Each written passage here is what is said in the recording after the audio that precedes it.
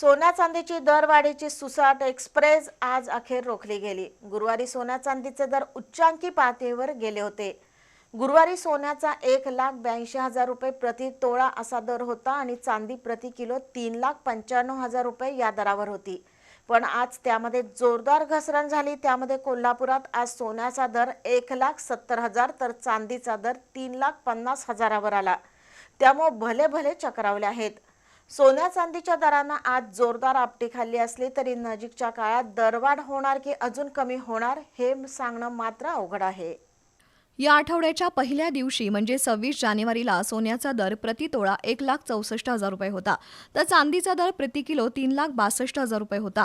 त्यानंतर सातत्यानं सोन्या चांदीचे दर वाढत गेले आणि गुरुवारी आजवरच्या उच्चांकी पातळीवर गेले।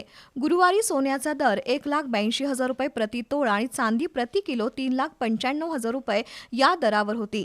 आज सकाळी याच दरावर सराफी बाजार सुरू झाला, पण त्यानंतर दिवसभरात दर कमी होत गेले आणि दिवसाअखेरीस सोन्याचा दर 1,70,000 तर चांदीचा दर 3,50,000वर आला। त्यामुळे दिवसभरात सोनं 12,000नं उतरलं तर चांदीच्या दरात तब्बल 45,000 रुपयांना घट झाली। दरातील या फरकामुळे अनेकांना झटका बसलाय। सर्वात महत्त्वाचं म्हणजे सोन्या चांदीच्या दरातील हेलकावे अगम्य आहेत।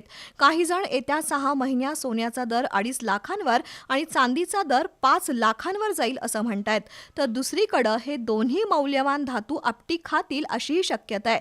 त्यामुळे गुंतवणूक म्हणून सोन्या चांदीत पैसे टाकताना सुद्धा विचार करण्याची गरज आहे।